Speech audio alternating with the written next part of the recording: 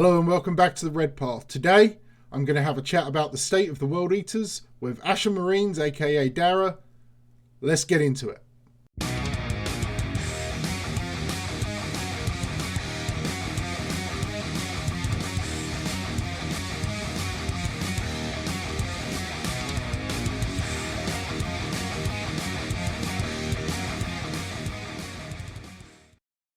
Dara, how are you doing, mate? Good, man. Good. Yeah, all good. How are you? Not too bad. You enjoy your time travel tonight? I did not. Not at all. You lost an hour's sleep, correct? Yeah, man. Yeah. Yeah, it was not great. But look, here we are. Yeah, Back right. from the warp. There we go. We've come back and we've come out the other side. Gellerfield's intact. Just about. Yeah, right. So, for everyone watching, obviously Dara's been on the Red Path a couple times now. We commentated our last Tabletop Simulator game together, and we've got another one coming up. And I want to take this opportunity to remind everyone to go ahead and donate some money to one of our charities. If you're supporting the Red Path, there'll be a link in the description for both charities, but we're supporting mind.org.uk. And Dara, who's Reddit supporting? Yeah, we're supporting the One Up on Cancer fund. So basically, it's all about people who are recovering from cancer or getting treatment and stuff. This organization kind of contributes gaming and equipment and consoles and stuff, be it to hospitals or to people in remission. So it's a really nice fund, and I think it kind of ties the whole gaming aspect, which we're all obviously very involved in. It ties it back nicely into some good deeds and stuff. Yeah, I think they're both great charities, and as I've mentioned before, you're only helping yourself out by donating a little bit to both of them, because then you've just got even more chance of winning that pretty awesome prize. Okay. Which I have seen some updates on, Oh, and have it is, yeah. Myself and Dean have been talking, and they're looking real good, man. I'm jealous. Real good. Very jealous. Dean, I want peaches. No, that's awesome. Yeah, I'm super excited for that. I'm pretty jealous. Pretty jealous that I can't win. Damn it. Man, me too. I know, right? Okay. So, obviously, the topic of this chat we're having, this video, is about the state of the World Eaters in the meta. Well, I mean, it's not that we've been a meta army or very competitive at all, but we had some play. I like to think through 8th edition and the first part of 9th, both yourself and I have, we've written our tacticas, done our videos. We really like squeezing out the best we can, and things, I don't know, it feels like things are changing a bit, and I'd like to take this opportunity to pick your brains and have a little chat about this. So just a quick bit of background, for any new subscribers or anything. Every 3 months or so, I'd try and put out a top 5 units of the World Eaters based on, FAQs, any, if we got any codex changes, the main rule book, whatever. And there hasn't been anything happening for 3 months, as far as Codex Chaos Space Marines goes. Obviously, there's been plenty going on in 40k, but just nothing for us.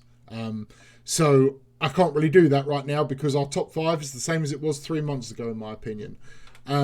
However, like I said, Dara and I are going to have a little chat, combine our butchered brains together, and try and see where we can go as World Eaters players. So let's start off. Dara, looking at things like the Death Guard Codex, Drakari Codex, these kind of rules that we've got over the last few months, or other players at least have got over the last few months. How do you think these rule sets have altered the way the game is being played, and how we as World Eaters players should expect to play? What are your thoughts on the books, basically?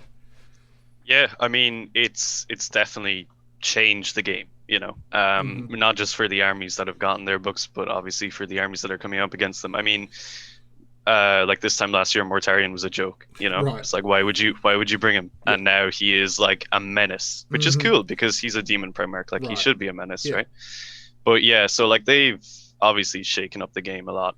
I was thinking the Drakari Codex has almost shaken the game up more than any other one, because up until that book released, all the codexes were similar. They were all marine based. They were all Yes. sort of like relying on like really survivable units that weren't necessarily fast, but could take a lot of damage. And now you have the exact opposite with the Drakari.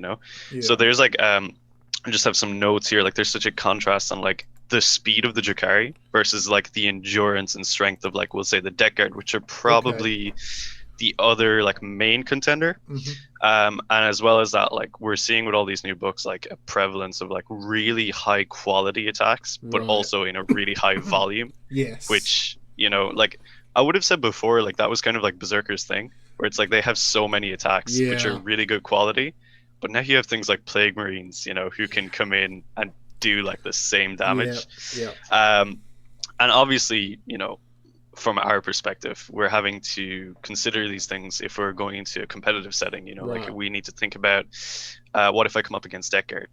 What if I come up against the Deathwing for the Dark Angels, even, or the Blood Angels, who will just go unit for unit, blow for blow in the combat phase. Yes. And then obviously you have to consider now the Dark Eldar, and I would say they're like one of those interesting armies where it's like you have to almost think about what units you're not going to interact with, rather than what are the most important units to take out. If you get me. Yeah.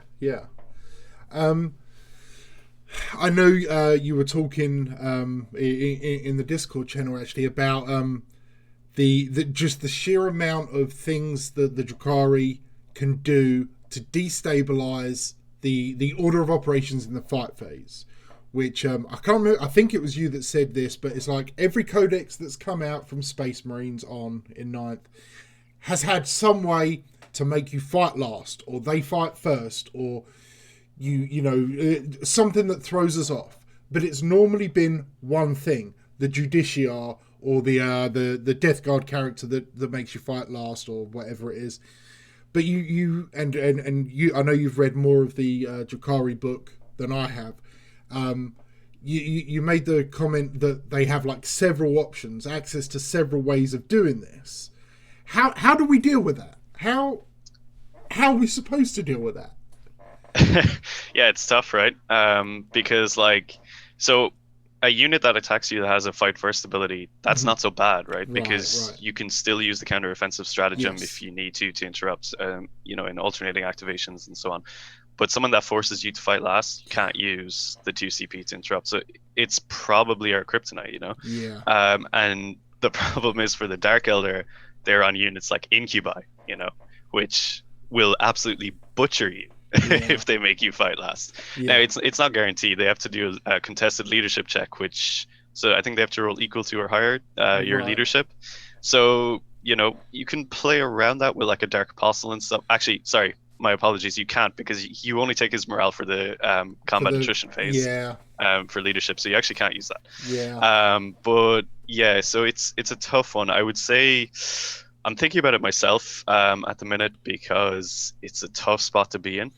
But I think you need to consider, we'll say if you're coming up against a Drakari army, for example, and you have a lot of Incubi coming up against you, or Drazar, or I think there's some homunculus stuff that makes you fight last as well. You need to play around those units. You don't want to be putting your berserkers in the pathway of the Incubi. Like that's not going to work out for you. You need to shift your focus. You need to send those berserkers after like Kabalites, or after like Venoms, or Raiders, or things that are just like on the objectives. And say if you have something in your list like Demon Engines or Dreadnoughts or something along those lines, send those after the Incubi, because they're less likely to die if they charge and are forced to fight last. I mean, obviously it's not guaranteed they won't die, because Incubi are really good now. But like, if you can sort of shift your focus where your mind isn't just being like, okay, I have my berserkers, they're going to have to go into the Incubi if I have any chance of killing them. At the end of the day, like, Dark Eldar are still super squishy. They're toughness 3, they're 1 wound, their saves aren't great. It's not hard to kill them. It's just hard to get to the position where you can kill them. Because they maximize that mobility, combined with some pretty competent shooting, like across the board on some of the vehicles, and some small arms. But then that gut punch combat, which that's our only trick. combat for us, yes, you know, we can make some shooting work, and it's pretty low mid-tier shooting at best, but we can squeeze it out. But combat is where we win our games. We have to, because any unique abilities the World Eaters have are, you know, based on just overwhelming butchery. Like, we just overkill a unit. Supposed to, in 8th edition, we would overkill just about anything 5 times over, and that was the fun of the Berserker unit. Now, not so much. If we're not getting to fight, doesn't matter if we've got 108 dice that we're throwing. If we don't get to throw them, we're not killing anything. So this push towards more fight last, more destabilizing fight phases, coupled with better combat across the you know, Marines have just gone straight up in their combat competency with more Primaris stuff, but just, you know, an additional wound, an additional base attack. You know, they're just better. They're tougher. They're just better all round. Death Guard, Drukhari now. It's a challenge for us, I think. It's yeah, for sure. You know, and we're going to go into this, I think, a little bit more. So let me move on a little bit here. So obviously we've got this new meta that's building. You know, the Drukhari book has literally just dropped, like for wider for everybody. I mean, we've all known what's been in it, you know, since the first previews and first reviews started, but it's now in most players' hands that want to play Drukhari. That's right. It came out. It was actually delivered this weekend, right? Yeah, so the pre-order was last weekend. It's available to buy now. So yeah. I think if you pre-ordered it, it'll like ship yesterday. Okay. So like over the next week, everyone should be getting their book. Yeah, it's right there on the cusp of being, you know, a mainstay. So looking at the bigger meta, the wider meta, you know, I know there isn't much of one, but it is starting to creep up. We just had like Clutch City. Australia's had a couple more GTs. Since the start of the year, I've got a site. I've got 40k stats up here. There's been probably about a dozen GT level, maybe a couple bigger. So we're starting to see something of a meta build up. So, and just as a note to anyone watching, whilst we all want to go back to tournaments, please wait until it's safe to do so. Like, not just the government saying it's safe, but it's really safe. You know, yeah. For sure. I want to play so bad, but we got to be sensible, people. But yeah, like I said, so I was checking out 40k stats, and a couple of things I noticed. So looking at these results, and I'm sorry that I'm not looking at you here, but I'm looking at the website. So looking at these results, okay. I'm looking at the top 4s from all the GTs since the first of the year. So, you know, almost 4 months worth of results. I'm seeing a lot of Dark Angels, a lot of Custodies, or Custodes, however we say it. Orcs, surprisingly. And, you know, there's a couple of other little things in there, like we've got our Sean Hayden, Azarani, Eldari thing, you know. Nick Nanavati with his sisters. John Lennon with Tyranids, which that one, like, really, so cool. That is... Yeah. It's just...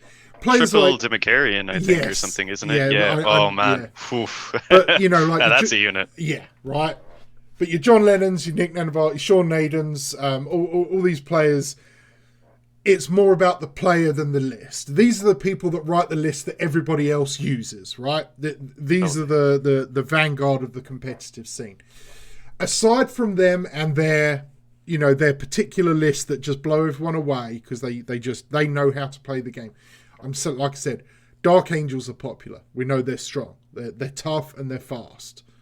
Custodes, still working off their 8th edition codex, but it seems to be, and I'm not going to lay it all on a Tank from Hellstorm Wargaming and his shield wall, but it's like there's been a little surge in Custodes players since then, realizing the resilience they have, that they do not die. They sit there and they hold those points and they do not die.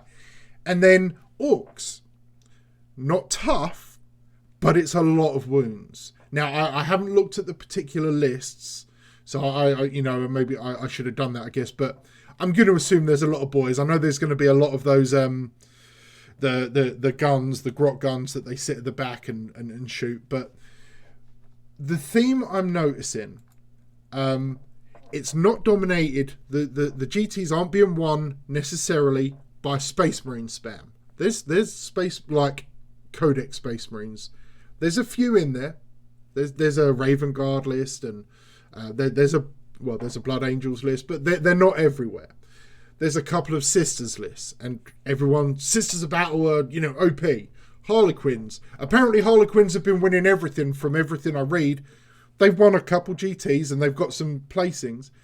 Dark Angels, Orcs, Custodes. Why? Like I've kind of given my thoughts, but why do you think these not quite what everyone's talking about lists are doing so well in the meta as it is right now? Or why are they the meta? Yeah, so it's a very interesting one. I think it doesn't so much speak to the rules of each army, but rather how the game functions. Right. Because obviously 9th edition, it's all about getting on those objectives and controlling it. And from what I'm aware of the current like popular, say, orc lists, Right. they utilize a lot of the their new buggies and stuff. Whichever. Okay. I'm not, like, their names confuse me. I'm not sure exactly which ones they use, but freaks. they utilize the speed to like hop on those objectives, and like you can bring them in squadrons as well. Yeah. So you can really like say you can get a lot of wounds on an objective, which is hard to kill. And then obviously you have your support of upwards of 100 boys, which are just kind of hanging out. I know there was a game on Tabletop Tactics actually pretty recently where they put the orcs against the ultramarines, and the orcs killed almost nothing in the whole game. Okay. But they still won because their aggressive board control is just so strong. Right. And it's almost a flip then for the custodes, right? Because you have very, very like few assets, but those assets are incredibly resilient, like so resilient. They are harder to kill than the deck guard in some cases. Yeah. And that's pretty much the same for the Dark Angels, where it's like you have very few units, but the units you have are really, really good quality. I know a couple of people have been talking about how you can basically power up a large blob of Terminators as the Det Wing, so they have permanent transhuman. Yeah. And if you're taking While We Stand We Fight, that unit has to die, and if it doesn't die, you're scoring points. So it's not very fun, but like having a very strong unit of Terminators that you keep in your own objective zone. Yeah. Obviously, they're going to live for the whole game. It's giving you points. It's not very interesting gameplay, but like you can do it. Yeah. But honestly, like, and then obviously Harlequins, they're utilizing their crazy speed. Yeah. But I think to play Harlequins at that high level, like, it requires seriously good gameplay because, like, absolutely, yeah. Harlequins are like, if you make one mistake, it's over. Yeah. If you play your hand too early or too late, the game is gone. Like there's no like kind of easy way to play Harlequins. They're like a high level army. But like taking any of those armies to a very high level requires like really good skill as well. But like of all those armies, like they're armies that we really like to play into. Because like custodes are like, oh, we're really resilient. We can mitigate damage, and then we're like, okay, we have 1 million attacks. They're all damage 1, so it doesn't really matter if you're negating that. I don't care about your invuln because I'm only -2, but I will drown you in these dice. And it's the same for the Dark Angels. Like, people are like, oh, permanent transhuman, Veterans of the Long War is like no good. But use like Wild Fury or Stoke the Nails, and you will just take out those Deathwing, no problem. Like, that is not an issue. I would happily play into any of those armies. And like, Orcs versus World Leaders, like, I've played that at a few tournaments. That is so much fun. It is like the most fun game to play ever. It's the dream, I think. I think that is the ideal game. Oh, it's the best, man. Was it the Tusker? The orc that... Tusker Demon Killer. Yes, yeah. It's perfect. What a dude. But yeah, like, I completely agree with you.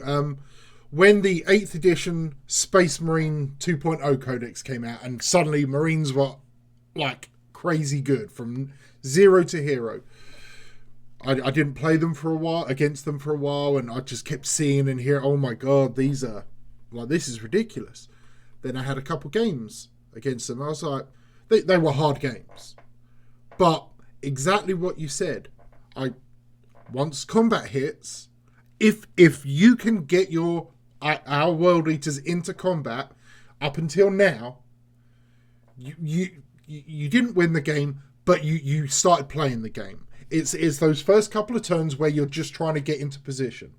And 8th edition taught me, and I'm sure any World Eaters player that played enough, 8th edition taught us how to move and how to position. Because if we didn't make combat, we didn't win. Like, generally that was how the game's played. So when Space Marines got good, when I played Custodes, any of these armies that like you said, we just drown them in attacks. You've got a 2-up, 4-up. I don't care. Here's 100 dice. I'm re-rolling. Make 70 saves.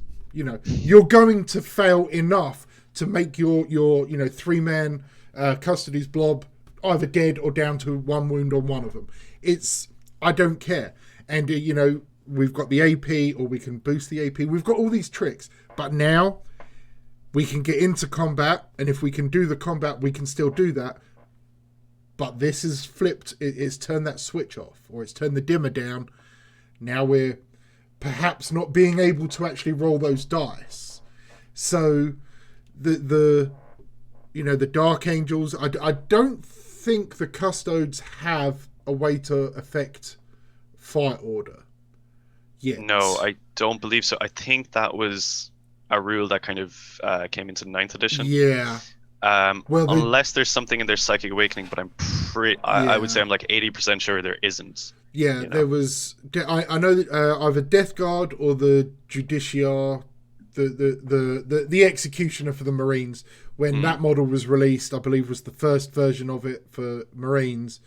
And then I know the Death Guard have a character that does it, or like a psychic. No, they have something, but yeah, I'm not entirely sure. Yeah, I think it's one of their very own characters. Maybe the Putrefier, I want to say. Oh no, it's like a relic you can put on one of those guys or something. Right, yeah. They've got something, but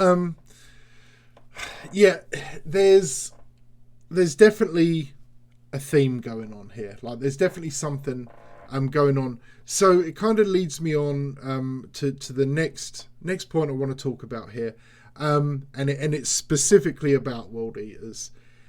What do you think the World Eaters need to get back into a position where we're challenging? I'm not talking, top table. I'm not talking about winning, going 5-0 or 4-0 or even 3-0 at RTT. But, where if you go to a tournament, like something pretty competitive, where you think you can go 3-2 maybe, 4-1 if you get a good draw, and you've got the hope for the win. Like, what do you think we need? Yeah, it's an interesting one. I would still say that despite how difficult it may be right now against certain armies, it's still nowhere near as bad as it was in like the height of 8th edition, where we would just throw as many units as we could across the board and hope they don't get lifted. It's still not that bad, believe me. It's nowhere near that bad. It's still okay, we can still go to a tournament and do okay. But that being said, there is things we totally need to. So yeah, I just have some notes here. Okay. I think one of the most important things, and it really shows in like the new codexes, is like and obviously we don't have it, it's like a meaningful command structure. You have, if you look at the deck guard, like they have all these incredible characters that do so many different things. You've got plague surgeons, you've got the guys who turn off the stuff, you've got the lords who do a bunch of things, demon princes. It's the same with the Drakari. You have really, really crazy combat characters like Drazar and Lilith, and they want to bring so many as well. Like both those armies, whether it's 3 patrols or the that special thing where the elite characters don't take raiding force or something. Drakari have the raid real space raiders. And the Death Guard are allowed to bring 3 elite characters in a single slot or something like that. So and it's the same for Marines and Necrons. Like I think Necrons have some incredibly interesting characters that work on disruption. Like they mess with the enemy rather than buffing your guys. And then with the Marines, obviously, like there's 1,000,001 different characters that you want to take, but you can't take them all. But like we don't have that. We have like oh, we have our lord, he gives reroll to hit.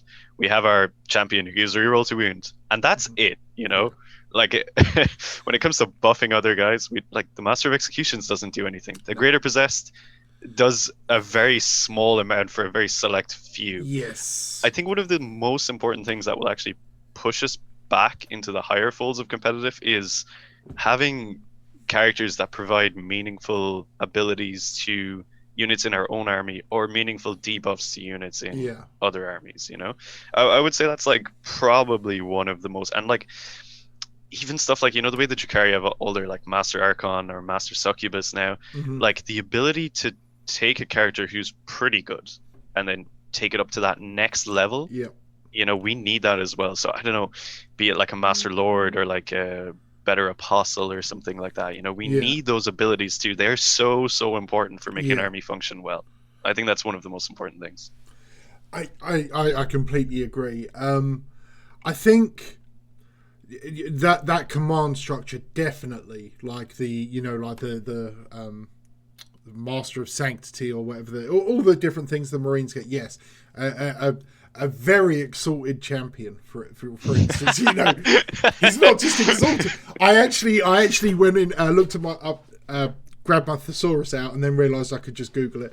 But to look up other words for exalted that were, you know, more pompous and 40k, and there isn't. Yeah, because you got like the aspiring champion for each squad, and then exalted. I don't know, like there the best champion. There was nothing, you know, 40k enough. So the very exalted champion, right?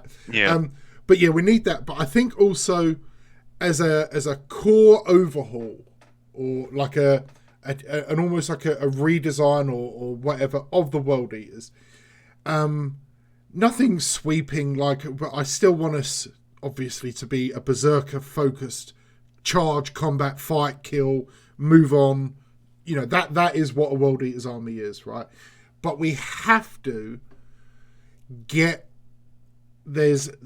I'm going to talk about this after as well, but I in my head I have this like trifecta of things for a combat army: speed or mobility, resilience, and kill power, offensive power. And that's purely for close combat, because if you talk about a ranged army, you really, if you've got really good range power, you don't really need mobility or resilience, because you just kill everything and then slowly walk, right? But as a combat army, we need you have to have two of those things. If you're very lucky, you get all three. But you know, like the Drukhari are, you know, they're taking their mobility and their kill power. Death Guard are taking resilience and kill power.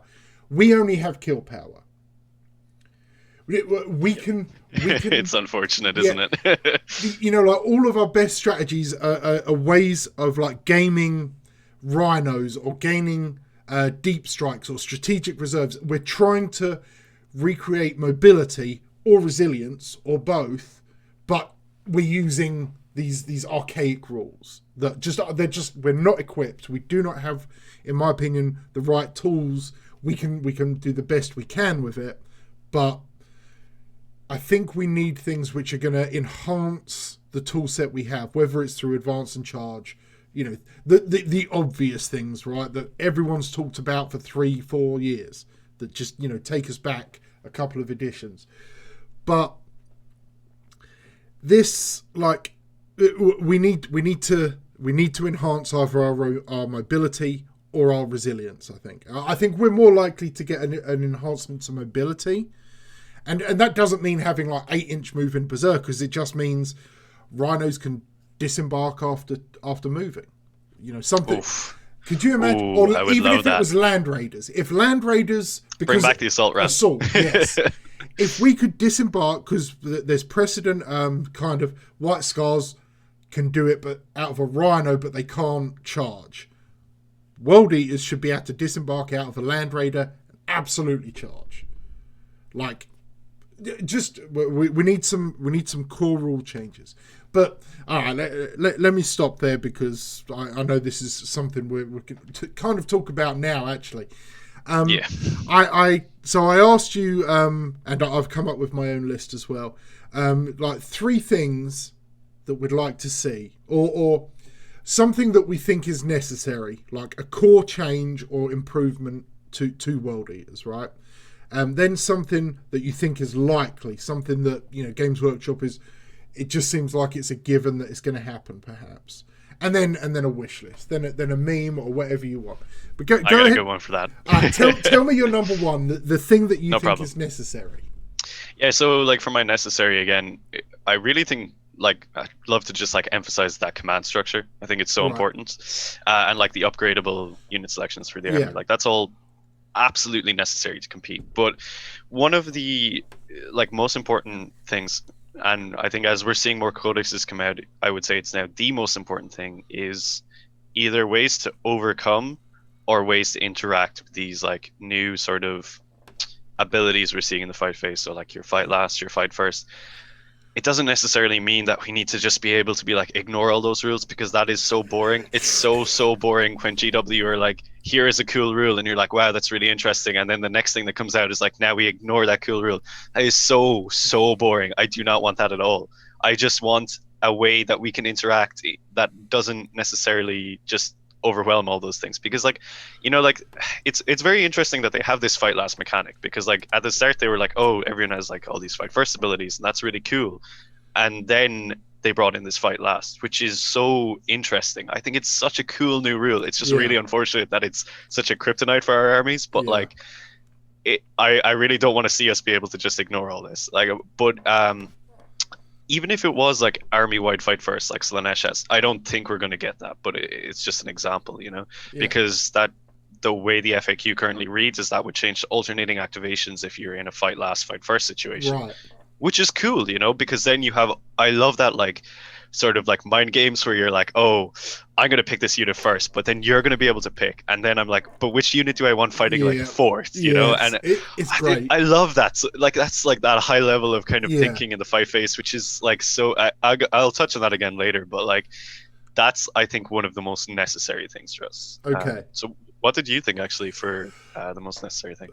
Basically, I've already shown my hand on that, but I think transports. I think because of my, you know, and this is just my personal theory, the mobility, resilience, kill power, right? Transport, we have the kill power. Transport does mobility and resilience. It doubles up. Right now, the 80-point Rhino is the bottom of the barrel. The Land Raider is too expensive. The Termite is good, but it's inaccessible for most players, or it's prohibitive because it's Forge World, and I think the cost isn't quite right myself. Dreadclaws are the same. The Charybdis, absolutely. I love them, but when we're thinking about that, the best we can possibly do, every one of them doesn't quite make it. So I just fall back to Rhinos, right? They do the job. They do what they're supposed to do. They're like a can of Ron Seal. They do what they say on the tin, but they're not good enough. They're just not good enough for what, because we need them almost more than any other army. So I think transports need something. Now, I had someone say in one of my YouTube things about talking about rhinos, and they said, you know, I want a new transport. I was like, I would love that. But my own personal theories on the Chaos Space Marines are kind of getting the old Marine models, you know, as they replace the Predator tanks with the repulsors and stuff. We're going to use them for a few more years before they get finally decommissioned. Mm-hmm. We're going to keep the Rhino. I want a World Eaters Rhino. It's the same model. It's just, you know, it's got the World Eaters. It's the World Eaters custom Rhino. It's toughness 6, right? It's less tough because they've stripped the armor out because they want to squeeze more bodies in there. But It's got 14 inches of movement, or 15 or 16 inches of movement. Mm-hmm. So we can maybe take some wounds off there or something. I don't care. Debuff it, because we're one of the few armies that actually gets fluffy rules, right? That we hurt ourselves. But you know, Khan kills his own soldiers. It's GW Red and Chaos, right? Where it's just like, oh, you guys get the fluffy rules that hurt yourselves. And right. Thanks, GW. Yeah. But the World Eaters Rhino, it's faster, it's less tough, and it disembarks after moving because it's World Eaters, and we're just so angry. But we take When we disembark after moving, you roll a dice for every model inside, and on a roll of a 1, a model is slain because they kill each other when they're piling out.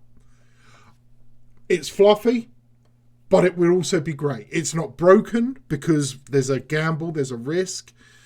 I would like to see something. I'm not saying this should be a rule. I'm just saying, in my thinking, we need rules like this. Transports for me are the key. There's so many other things, and like we 2 wounds and new characters and character upgrades and better stratagems. But mobility, the armored assault for me is like the key to making a World Eaters army work. A to B, then they can blow us up because we're going to get out and chop their heads off, right? To me, that's like a key component of what we need. So, yeah. Okay, so go on to what you think we're likely to get from GW. Not what we want, not what we need, what we're probably going to get. Could be good, could be bad. Right, yeah. So, I mean, there's obviously like a trend, with all the current codexes that have come out that you can see. And like, I'm not going to say stuff like 2-wound Marines and all the things that we know are happening. Yes. Like, we don't need to address that. It's going to happen. Yeah. But, I think we're very likely to see obviously upgraded Legion traits because like currently we have like 1 ability, it's +1 attack when we charge in the first fight phase. Yeah. It's so bad. Like we didn't need it anyway. I can't even begin to explain how bad it is. It's terrible. But it's what we have. We're probably going to get like sort of super doctrine equivalent, like Drakari of Power from Pain, Death Guard have their contagions. Yes. I don't know what the Chaos one's going to be. I'm sure it's going to be something really cool. So we're going to have that. We're going to have our core Legion trait. We're going to have all the like hateful assaults. Well, actually, no, that's being baked in now. Yeah. So, like some form of like kind of veterans of the Long War-esque sort of like leadership stuff. I don't know. Yeah. And our Legion trait is probably going to have 2 things. Like yes. most traits we're seeing now, like the sub-faction within the faction, they have 2 traits. Yeah. Which is, that's probably what we're going to get. Yeah. I would also say that we're very likely to get some form of you pay points and this unit or this character gets upgraded. We've seen that in every single codex. And it's so cool. Like, I love it so much. I think it's probably my favorite thing with the new books is like, I know for Drakari you can have like the Trueborn or the Blood Brides, or like the Master Archon and stuff. That is so cool. And like, there's like 3 things I want to see from that, right? Okay. I want to see the Teeth of Corn as an upgradable Havoc squad. Okay, yeah. Oh, yeah. Love it. I want to see the Red Butchers stay there. Like, they're going to go to that point cost. It's not going to be a CP anymore. Yeah. Like that. I would say that's a given, you know? I almost guarantee. Aside from characters, then, the only other thing I really want to see, and I would say this is, like, pretty unlikely, but upgradable Dreadnoughts into, like, Berserker Dreadnoughts. Yes. You know, like the way the Forge World kit used to be? Yeah. Man, I would run, like, armies of only those guys if I could do it, you know? Yeah, exactly. I've that got guy. a las cannon on him, but it's. And I don't know what it would be, maybe, like, +1 strength and, like, a bunch of extra attacks. Not fighting twice, because, like, a fighting twice Dreadnought would be way too much. But, like, oh, man, it would be so cool, and it doesn't even have to be that good. It would just be so cool. Yeah. But I would say, like, some form of upgradable units and better traits for the army as a whole. I think those are the things that, like, we can 100% expect. I don't know the ins and outs of what those will be, but we're, like, basically guaranteed to get those. Yeah. So, I just want to respond to that quick. Chosen, okay? I know it's not specific to World Eaters. Chosen, I think, are a guaranteed generic Chaos Space Marine upgrade, because there's no real model line for them other than the old Dark Vengeance models, monopose that you can get on eBay. There's no official GW, but there's going to be a codex entry. They're too ingrained in the lore. I think we're going to be able to upgrade a squad of Chaos Space Marines to Chosen for +1 leadership, +1 attack, and probably extra special weapons or heavy weapons in the squad. I think the theme you're talking about with the upgradable squads, units, characters is bang on the money. I want us. They need to give us more models because we need to have more variety. We need a generic Lord with a jump pack. I know there's Harken World Claimer and there's the old Lightning Claw Lord, but we need Ooh, that model. I know. And we need. Actually, I'm going to stop because I'm going to talk about this in a minute. But before I'm going to not tell you mine. I'm going to show you mine. Okay. Bullet point 2: ignore combat modifiers or basic advanced charge. So what you said you don't want GW to give us because it's boring is exactly what I think GW is going to give us, because not that I want it. It's not that I want it. It would be great, but it's not something I think is. It's not fun. I completely agree with you. It's like it just pushes the game where they've done all this work to speed the game up. You know, removing the disgustingly resilient rolls. It's why I think we'll lose our fight twice ability. We're speeding up the game, right? We're combining dice rolls into one roll instead of 3 separate rolls, right? It's one of the things they're doing. I think by having all these bouncing back, fight first, fight last, fight at the end of the phase, fight again, interrupt, it's just adding bloat into that phase. But I think they're going to give us something like it. Yeah, it's hard to say. I mean, as a edition as a whole, you know, like GW kind of said at the start of it that combat was going to be really important, and we all kind of, you know, joked, we were like, they don't know what they're talking about. It's not going to be important at all. But it totally is. You know, the game is now won in the combat phase because of your maneuverability around objectives. I would hope that, like, they seem to be cognizant of that in terms of the amount of different variation of combat stuff that they're adding in.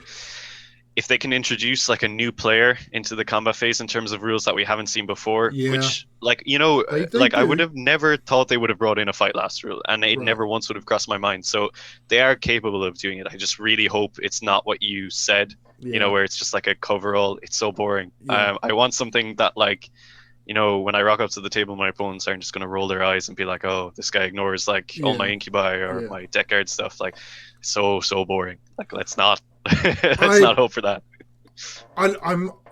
For me, it will be won or lost on something like this, whether it's the Chaos Marine book or, you know, some other combat army that comes out before us, whether it's orcs or whoever, right? If they do just keep bouncing, fight first, fight last, and then someone gets it, what will happen is it will be the next Space Marine supplement.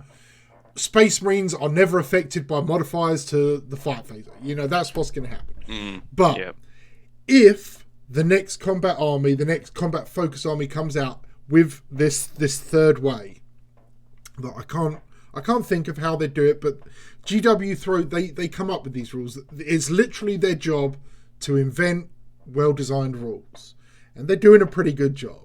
Like, I really like 9th edition.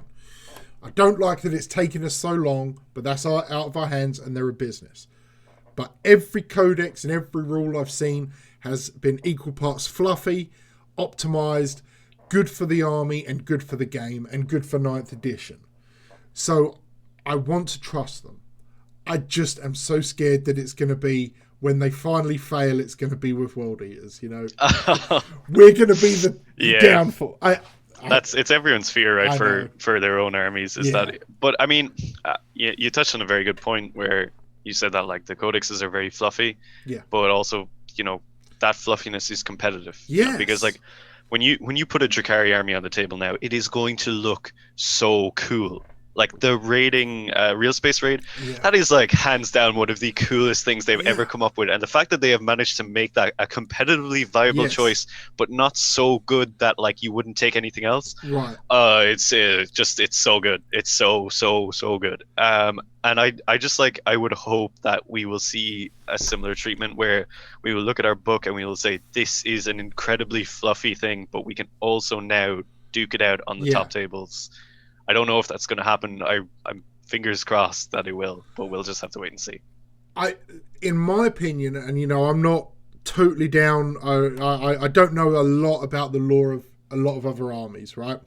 But it seems to me that the good builds, not maybe the top builds, but the strong builds of Death Guard, of Drakari, from the little I know, of most of the Space Marine chapters, the strong builds that you're scared of, that anyone is scared of or concerned about, perfectly fit in with the narrative of what you expect that army to do. The real space raiders, they're a raiding pirate force. They're coming in. They're not a proper army. They're literally, you know, a bunch of scavengers jumping in, strike hard, strike fast, and then get out. Death Guard, whether you're running Mortarion, who's crazy powerful, but you don't need to run Mortarion to be a competitive Death Guard list. You know, you've got your Terminators and your Marines and the other things they can run. I'm really loving that. I'm loving that combination of fluff and power, and you're powerful because you're fluffy. I love that. That's how the game should be.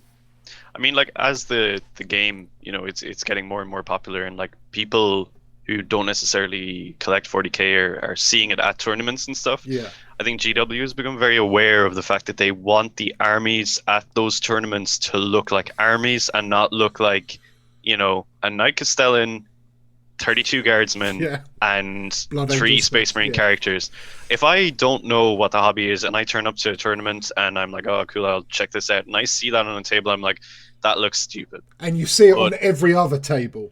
Yeah, when you're like, oh, well, okay, that's really boring. But now I show up and I see this like guy with huge wings and a side surrounded by like these really tough looking dudes fighting off against this like pirate flotilla with like these terrifying like space elves, and then I go to the next table and it's like these like guys with like swords and shields and power armor facing off this endless horde of like Terminator looking undead robots. Like, the aesthetic of the tournament scene is definitely getting better. And I think it's a thing that GW are probably quite focused on maintaining. So, you know, I'm pretty hopeful on that front. I think it's going to be okay. Okay. All right. Well, tell me your third choice. I don't know what you picked. By the look on your face, I'm guessing it's something pretty funny. So just hit us with it, Dara. So it's very niche. It's a weapon choice. Be it for Berserkers or Chaos Lord, but I want Meteor Hammers.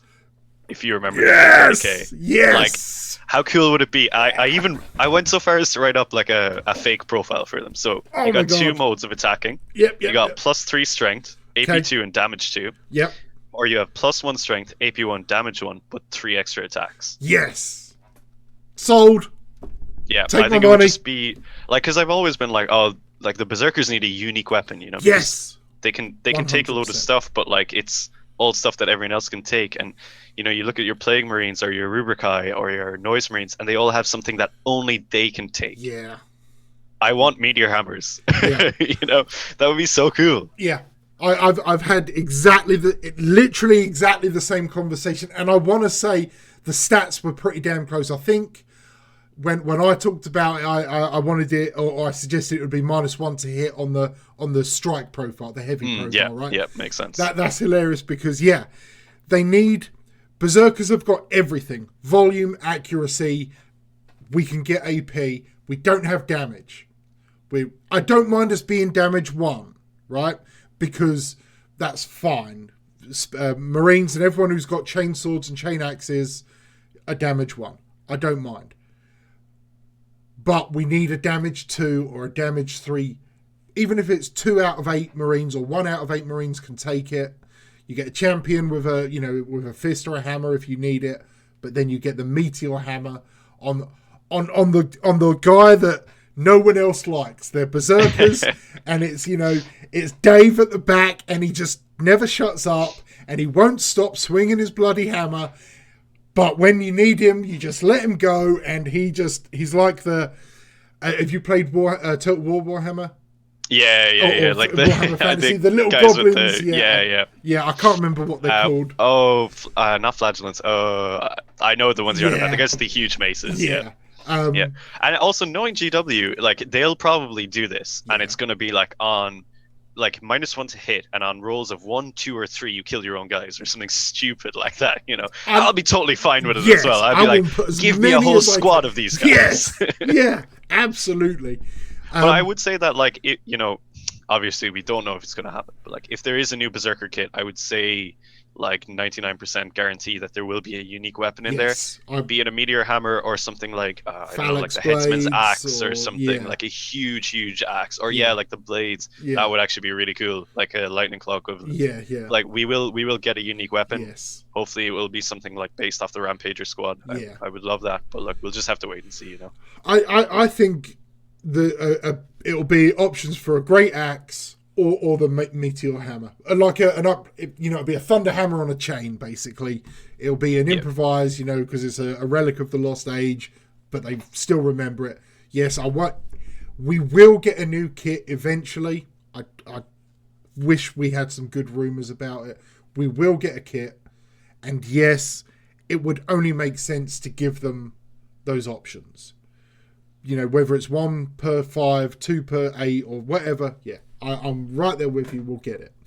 So that kind of leads in I love that. That's great, and it kind of ties in a little bit to mine, because my wish is not memey at all, but it's also something you've already said.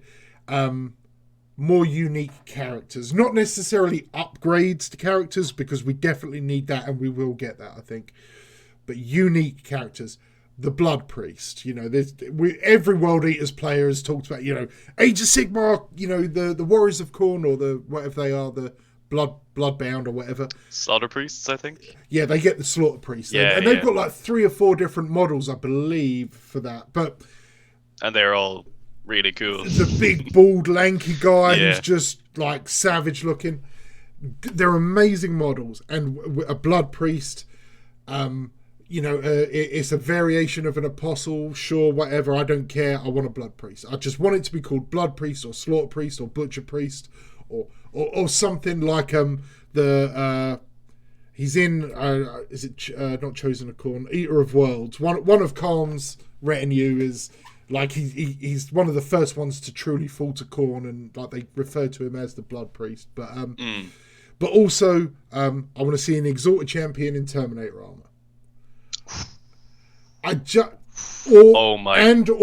pack. That'd be so good. And if it's World Eaters unique, it's a Karderi. It's an even better Red Butcher.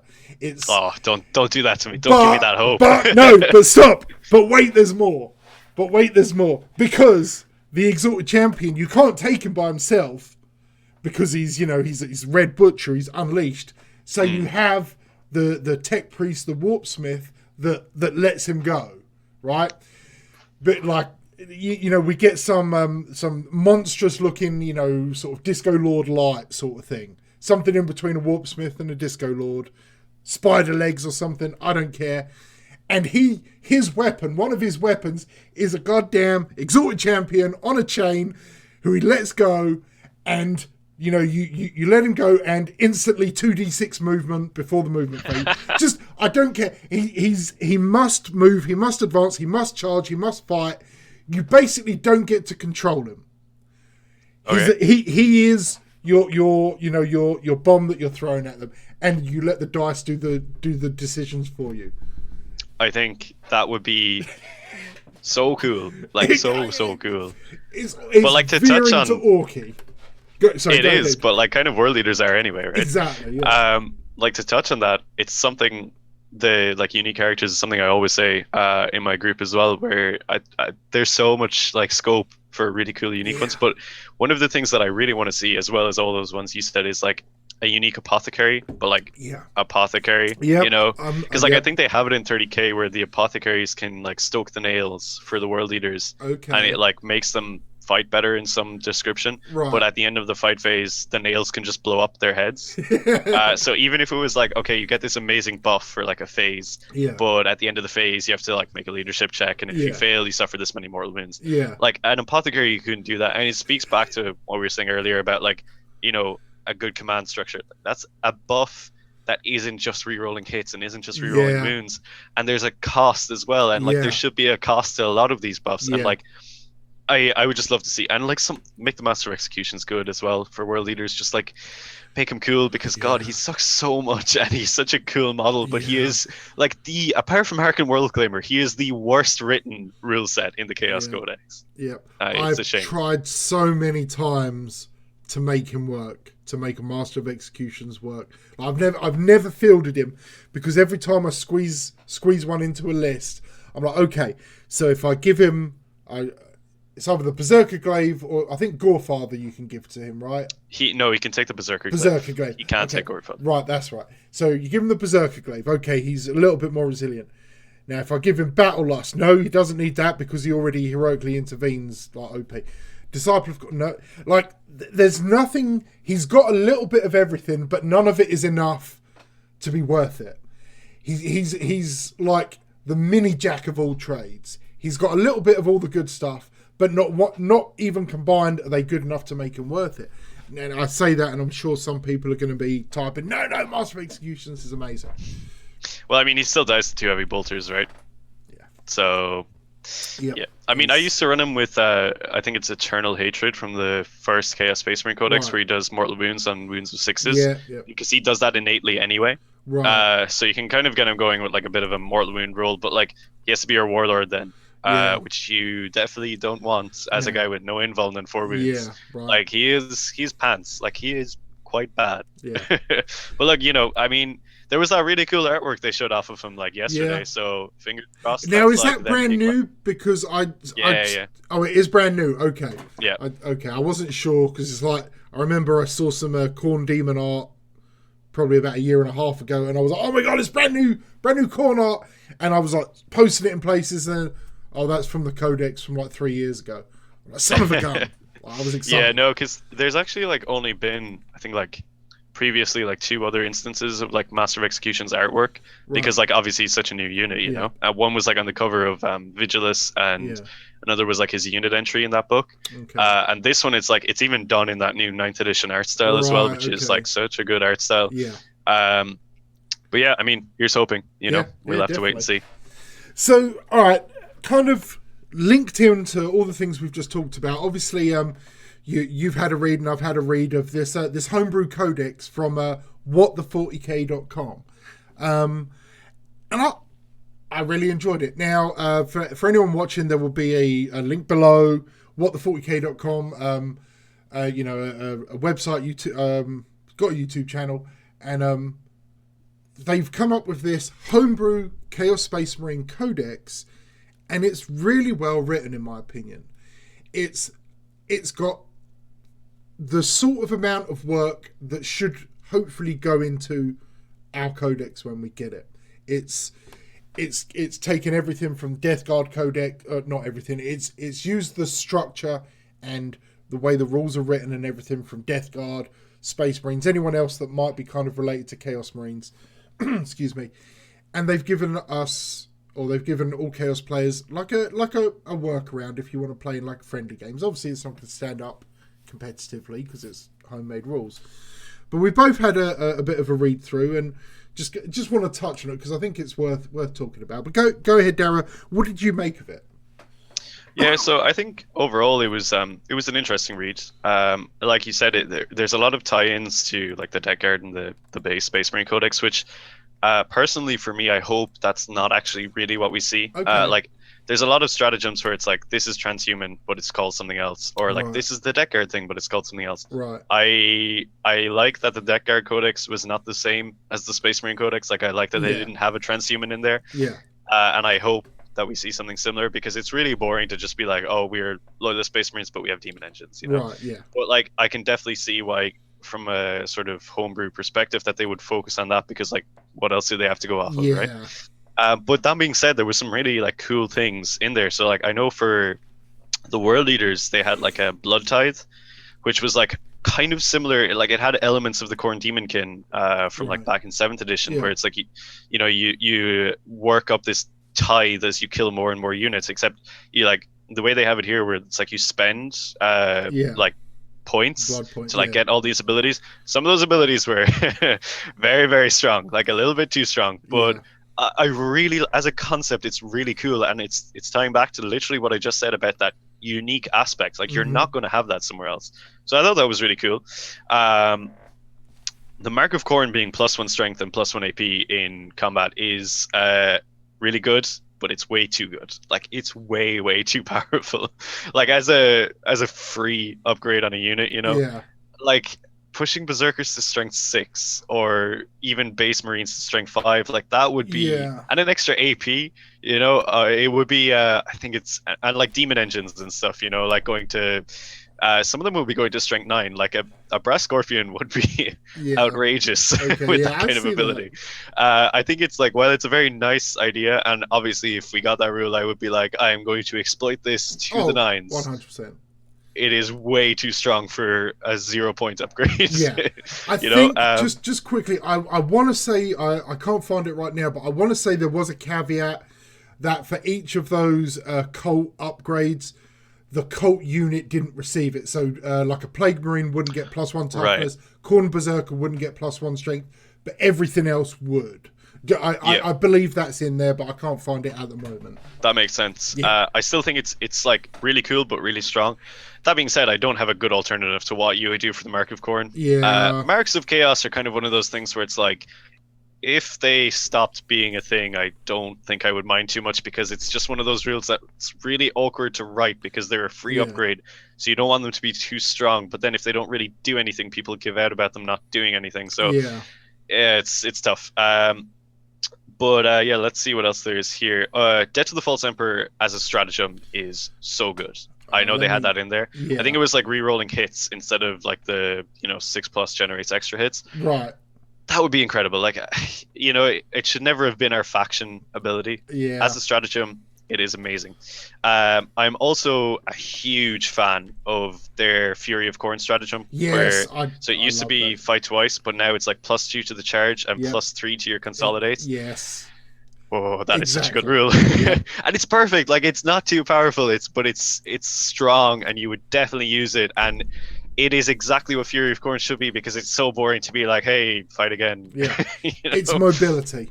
It's a mobility buff that absolutely. And like Fury of Khorne on a unit of Red Butchers coming out of Deep Strike, where you're going to have like a 7-inch charge rerollable. 6-inch with the 6-inch if you keep the Warlord trait. Yeah. No, the Butcher's Nails Legion trait in the home. Sorry, yes, of course, yeah. So, now there was like a stratagem, because it was like +1 to advance and charge, right? Yes. There was also like a generic stratagem, I think, where you could just advance and charge anyway. Okay. I think the mirroring of those would be a bit too much, where it's like, the World Leaders can all advance and charge and they get +1 to those rolls. Like, you're talking like kind of Harlequin levels of mobility at that point, which I'll get to that when we talk about archetypes and stuff, but like that's not really something I would like too much. But yeah, I think overall there was some really cool ideas, and as like a homebrew thing, it was incredibly well written. Yeah, a lot of thought was put into it. Really admirable work. I don't know how long it would have taken, but it's longer than I would have given to a project like that. Absolutely, yeah. I think obviously I kind of feel the same way. I absolutely think it's a labor of love, and the effort that's gone in is amazing. I just think, and it's maybe our fault because we are so devoted and focused on World Eaters, right? And we both appreciate their weaknesses as well as their strengths. I'm pretty sure you'd agree with me that we don't want them to be 8th edition Space Marines 2.0, right? We want them to be, not at all. We want them to be good and strong and powerful. But I want to know, if I go to a tournament and do well, I did it with a good army, but not the one that everyone, this guy's playing World Eaters. Well, he's already, he's won 3 games without even rolling a dice. I don't want that. I want my victories to be respected as my ability as a player, your ability as a player. They're a surprisingly cerebral army, and I can't even like tell you how much I agree with that. Like that is like the reason why I play them anyway, because they're such a difficult army to get your head around. Yeah, despite being very like kind of one-dimensional. Yeah, like I think the worst thing that could possibly happen, like it would actually be worse if that was the result, like a 8th edition Space Marines level. That would be so much worse than, we'll say, a really bad codex. Because like we had a really bad codex for all of 8th, and I still had a ton of fun with the World Leaders. And every game. I loved rocking up to a table and someone being like, what the hell, why are you bringing World Leaders? And I'm like, because I am crazy and I want to do it, and it's just good fun. And like people would really enjoy it, they'd be like, oh cool, I've never like played this before or whatever. And like the games you would win, you would feel such a sense of like accomplishment. Yes. And if it's like Iron Hands level of like, I don't know, like the World Leaders just don't die and then they get to combat and they kill everything, I will probably just switch to a different army, because that is not going to be fun. I'll take my demons out, or I'll take my knights out. Like I will actually just drop my World Leaders, because it just won't be fun. It won't be fun for me because there's no reward, and it won't be fun for my opponent. And at the end of the day, even if you're in a competitive environment, it is a game of toy soldiers, and it's just about like having fun with someone else. And sure, it's competitive, but like if one person isn't having fun, then like, you know, what's the point? I couldn't agree with you more.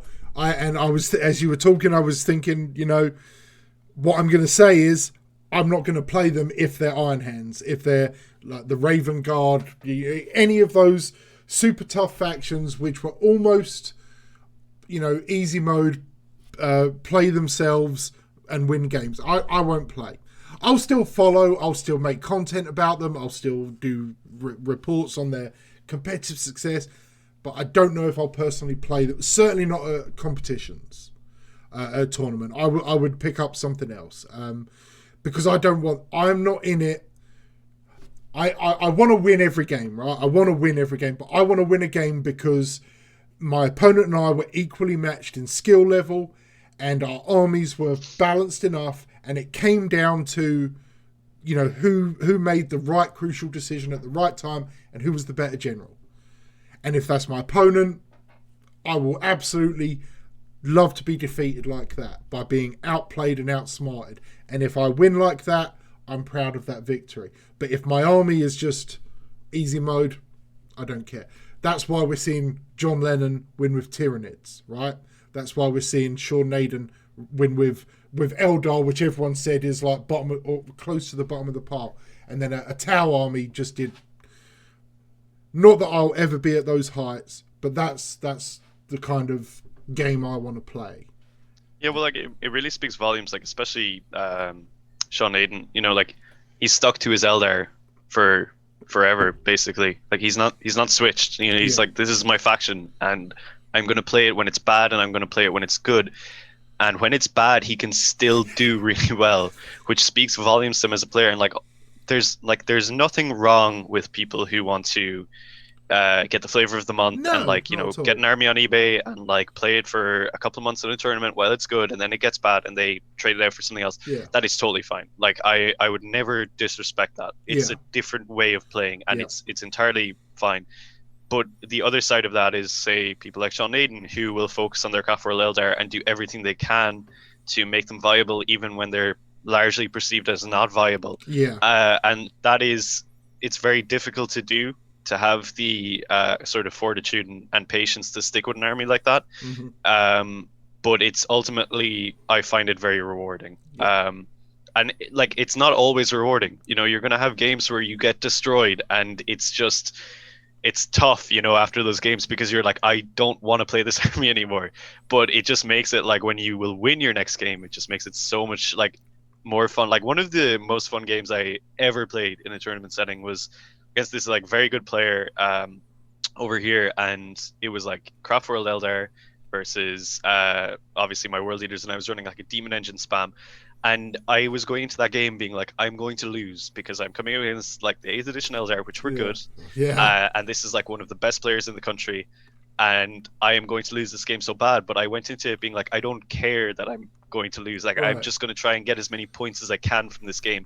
And it was like the most tactical game I've ever played. It was so much fun because like every single like phase of every turn, I was like, how do I get into this position where I can do some stuff? And like, I was like, I'm probably going to be tabled by like turn 2, and I stuck it out until like turn 5 or something. And like, I did lose, but I still got a lot of points from it. And I was just like, that was such a different game. And it's all about, you know, kind of having that attitude of like, I love this army, and I'm going to just keep playing it and try and do as well as I can with it, despite everything that's going against it. And then if you flip that on the other side, where it's just like, I have Iron Hands and they will play themselves, and like, I just don't really have to do anything. Like, I just happen to be the host of this Iron Hands army who is winning the tournament by itself. I will throw the dice and, you know, shove them around every now and again. It's just not my style, and it's fine if it is someone's style like that. Like, everyone enjoys the hobby in different ways, so that is totally fine. But like, it's just not for me. You know. I'm right there with you. Right there with you, 100%. Okay, so let's go on to like the kind of last section here, where I want us to talk about what we want to see for the World Eaters as their play style, like how they function mechanically on the table. and maybe touch on like the list archetype. I know you kind of almost started talking about it briefly, like you know, however you want to interpret that, I guess. But how do you want to see them play? And yeah, how do you want to see them work? What in your head should they be doing? So it's actually a really good question, and to answer it from my own perspective, it's kind of going back to something you were touching on earlier, where you were talking about like the three fundamentals of a combat army. You know, where you've got speed, resilience, and output. And I totally agree with you that you need two of those things to be effective. But it's kind of interesting. What I would like to see is not so much that we have two of those things, but rather, so you know, we're really good in combat. Like we keep that aspect where it's like we will brutalize you with 1 million attacks, which are pretty good quality. I would like to see us a little bit resilient and a little bit fast. You know, because like, if you're looking in the lore, there's an awful lot of like the berserker charge, you know, where it's like they cross that ground really fast, and you can shoot like so much ammunition into them, and they was like, I know in the Siege of Terra, there's a part where these like guardsmen encounter a berserker in like a deserted street. I know. And like, I think there's like some Imperial fists with him as well, and they like Camber Diaz and two or three others. They cut him up, and he is still alive, and they're like, half you should of his head. They cut half of his head off, and they're like, you shouldn't be alive, but you still are. I want to feel that on the table, and like 2 wounds is not going to be enough to just feel that, but like, you're running a dangerous line before crossing into deck card territory there as well. So if they can find a really nice balance between that aspect of like survivability, but also, you know, a little bit faster than your average Marine, and then the brutality of close combat, I think as a whole, that is like where I would like to see the army function. And like you know, there's a lot of different like archetypes of like, you know, the ins and outs of lists and stuff, but I think as just like a base theme for the entire army, that I think is where I would like to see it go. Okay, I'm there with you, and just that scene, and I agree, and I think so just going on to that, like the 3 points or whatever. It's like you know, it's like your special skills in Fallout or whatever. We currently, all our XP is put into combat, and we're not allowed to spend any in mobility or resilience. We could max out one of the two and be like Death Guard or Drakari, or spend half in each of those, or I'm have a little bit more mobility, a little bit more resilience. Absolutely no problem with that, and that's probably would make it so we're not just like another army, like we're just not Blood Angels, you know, mobile and fast, and also quite resilient. We'll get the similar, like the 2 wounds and stuff. But as you were talking about that scene in my head, I'm imagining it, but I'm there. Okay, what about Berserkers don't die until the end of the fight phase? Or now I know that's going to be abusive and overpowered, but well, Tyranids have that ability. Right. Tyranid warriors can do that already, and it's a really cool ability. And to be honest, actually, that could be the way that they get around that, like fight first, fight that. Man, actually, I never even thought of that. That would be so cool, actually. Could you imagine? That would be the most. Oh yeah, that would be really good. Okay, as everyone's running World Eaters at the LVO next year. Coverall rules, like we were saying, where it's like it shouldn't be that. If it was that would be really cool. and you know, because I think we're going to lose our fight twice, right? I think we're going to get an extra 2 or 3 base attacks, lose fight twice, maybe get, you know, like bonus consolidate or whatever they're going to do. But yes, I think not dying until the end of the fight phase. Now, because I wasn't even if that was on a dice roll though, right? On a 4-up. So if it was like a 4-up or a 3-up, right? So it's not guaranteed, because if it was guaranteed, that would be too good. We can abuse that 20-man blobs of berserkers all day. But like, you also still don't have that feel bad of your opponent being like, so say like, I've made you fight last, and I'm like, okay, I will have this ability where I will fight you even though I've died, but like, I've still died, you know? So even if I do kill that unit back, it's still a trade, right? So like, your opponent won't be like, oh, that was so lame. Like, it's, that's a really good fix, actually. We must email GW. Oh yeah, like I'm super excited. It kind of feels like, because Emperor's Children have shoot on death, right? And there's precedent for shooting on death, fighting on death with the Space Marine in death. Only in death does duty end, or whatever it is, duty eternal. I don't know what it's called. And they have their banner as well. Yeah, you know, so. and there's lots of precedent for it, and it does. Yeah. Oh, now I really want it. Like at first I thought it'd be broken, but now yeah, because it is a trade. It is, and it's perfect resilience. You shot my head off with a Black Knight. You know, we're from Monty Python. It literally doesn't matter.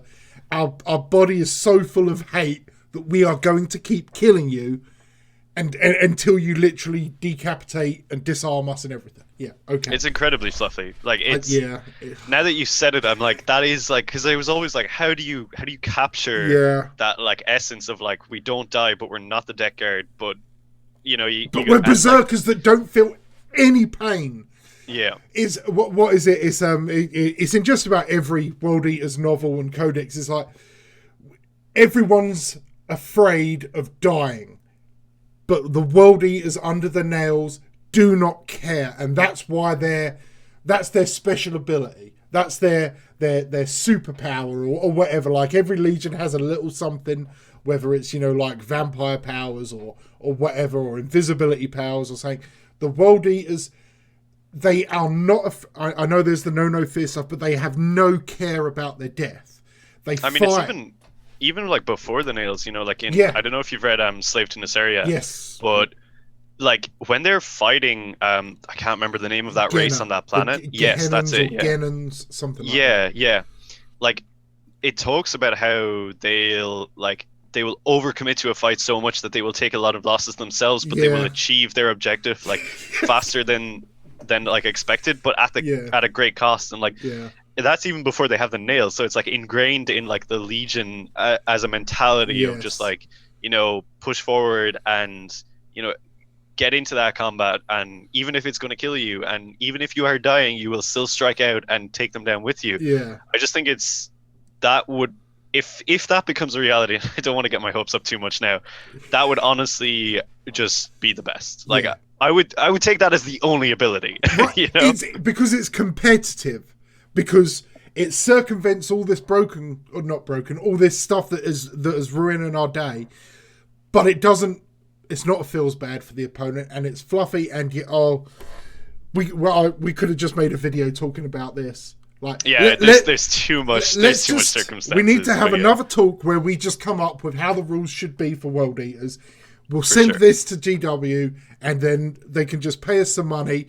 We'll you know, do the artwork, and we'll write the rules. Okay, but sounds good. That was just my thoughts based on your comments. Was you finished with your thoughts before I interrupted you? So like I was just gonna say about like because like, you know, you asked me about like archetypes and playstyle and stuff and top units. So in terms of archetypes, you know, it's very much what I was saying about that, like, you know, a little bit of 2 and a lot of 1 in terms of the combat. But like I would also love to see like an archetype where like we're brutal in combat, you know, like we're probably the top tier in combat, because like that's kind of where the world leaders are. But like I want there to be like an ability to like a lot of my current lists, you know, where they've got like an element of shooting and stuff, you know, I want you to be able to like work that in. So maybe that's where the Teas of Corn could come in. I'm not sure exactly, but in terms of like play style overall, I definitely don't want to be like a hammer strike. I just think that's such a boring army to play, where you just charge in and everything dies, and if you don't charge in, you lose. It's like the reverse AdMech, right? Where it's like the AdMech shooting phase is like this giant hammer, and if it hits you, you will be pasted. But if it doesn't hit you and you get to them, it is over for them. It's like a coin toss, right? I would love to be more like the Harlequins, where it's like this like precision blade, where you pick your moments, and when you engage, if you do it at the right time, the game should go quite well for you. Not guaranteed win, but like you need to pick your fights. I love that element. I think it's like a really interesting playstyle. So as an overall kind of theme of the army, that's kind of what I'm liking, where it's like you've got this like high combat potential, the option for support, and the general kind of ability where you have to like pick your fights well. But if you do pick your fights well, you will be rewarded quite well. I think as an like a really general scope, that's where I would like to see it go. And also just a full rework of demon engines, because like demon engines are really cool and they're part of what makes Chaos Space Marines unique. Yeah. So I want to be able to like competitively run 4 demon engines and my berserkers, and it all falls under that like umbrella term where I was just saying of like the archetypes and stuff. If that can be a reality, I will be happy. Yes. You know, that would be a good codex for me. Yeah. It's interesting because I know like we obviously know each other, or have you know, got started talking to each other and everything because we both started writing tactical articles on the World Eaters very specifically. And the very first tactical article I wrote in the Facebook group was called The Downward Swing, giving or my interpretation of the way you should play World Eaters is likened to the swing of an axe. It's, you know, from the raised axe to the swing to the bite of the axe, and then essentially like the chain sawing through and the aftercut. and I saw in early mid 8th edition my opinion of the way to play World Eaters in we're talking in like a optimized fluffy way. We're not talking high level competition here. If you know, you're running berserkers and rhinos and demon engines and Khan and all these things that aren't necessarily the greatest choices competitively, it's that focused strike. It's saying, listen, you know what's coming. We're berserkers. We are coming for you. We're going to charge, but there's a brutal precision. It's butchery. You know, it's not just, yes, okay, like berserkers are savage, you know, mad, blood crazed, literal berserkers. But as long as they're pointed in the right direction and not at each other, the enemy is going to suffer. And it's getting that precision. It's the movement. It's the surviving until the fight phase. And yes, not a hammer blow, because it's applying critical mass. It's applying overwhelming pressure, which any squad of berserkers can currently provide, is, you know, 45 attacks or 46 attacks, whatever it is right now. And we can overkill anything. And the ability to do that, and for it to swing a game if it works, but not win a game. Like, I want a berserker squad to be able to take out, like, at 90 points for a berserker squad. If you do it right, it should be able to take out double its points in a fight phase. Not kill Mortarion, but, you know, a squad, I'm not sure how much, like, 5 Deathwing Terminators are, but a squad of berserkers should be able to take out any other normal Astartes in the game, barring some very special characters, right? Yep. Or, you know, the equivalent of orcs or any other elite infantry type unit. But they shouldn't be able to, like, maybe with like excessive buffs and stuff, they can take out a tank or something. And when we get our strength 7 chain axes, that might be the case. I was about to say, I mean, we don't really need excessive buffs when we're going to strength 7. Like, that will be, that's brutal. Yeah. But I want us to be, it sounds kind of like a hammer blow, but it's more, every unit matters. Like, the berserkers should be able to be more likely to make combat, and when they make combat, the impact is felt. But because we should lose, in my opinion, the fight twice, we're not lawnmowering through 3 units. We're overkilling 1, and we're confident in killing it. You've got transhuman, great. You know, you've got a 2-up, 3-up invuln somehow. I literally don't care. My unit will statistically kill you. It will die afterwards, because you've got 3 different ways to make me fight last, but I'm still going to kill you. And we are going to trade pawn for knight, pawn for knight, pawn for knight, until you've got nothing left and I've got 3 Forge Fiends sitting here, and we are going to wreck your shit. You know, that's... I want to see that. I also want demon engines. In every codex that I've read, in every bit of of the more modern lore, like the non-30k, I mean, like the 40k lore, World Eaters love their demon engines. They're big monsters. They're flying hell dragons, because they are not drakes. because the book called Dragonology, which I bought my oldest son 15 years ago, defines what a drake and a dragon are, and a drake doesn't have 4 limbs and wings. I'm just saying that right here officially. But anyway, but yeah, the Demon Engine and Berserker synergy with these monstrously not as glassy but still glass cannon heroes, and a little bit of support in there. But like our apostle, our blood priest, whatever we get, the apothecary, they buff us, they turn us up to 11, and then we take mortal wounds afterwards. We go in, we rip out your throat, and then our head explodes. I don't care. I want a trade, a chess team, a chess team, a chess army. It's tactical. Yeah, it's brutal and ridiculous and bloodthirsty and all the silly things. But it's tactical. Yeah, it's all like, we're saying where it's like you pick your fights, and if you pick a fight, yeah, sure, you probably will lose that unit that you've chosen to pick a fight with, but you'll take out the enemy unit in turn, So like, it's just stuff like that. Like, it seems very simple as like a philosophy for like how the army should operate. Obviously, we're not quite doing that at the minute. Like, we sort of are, but not really. If we can move to that system, it'll just be fun, and it's not going to feel broken. No. It's not going to feel bad to play it either. So yeah, I totally agree with you.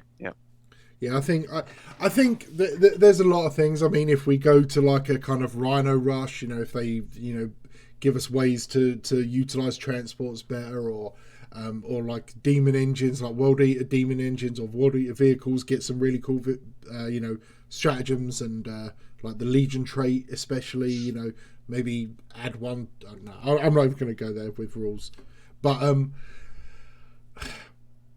we need something, and I want it to be fluffy and strong and not broken, and that's what I want. I don't care what it is. That's what I want. I just want it to be so I can still use my Hellblades. It's literally all I want. If I can run an army of Hellblades, I will. But like, interestingly, actually, they're like a really good like counter to Dark Eldar. If people are looking for ways of killing the Dark Eldar, take your Hellblades. Okay. They'll pop their transports like so easily, and you can move block. Yeah. Like one of the problems with the Dark Eldar is they will just advance and charge across the board in turn 1 if they're Black Art. So just move block them. So yeah. Black Arcs don't fly?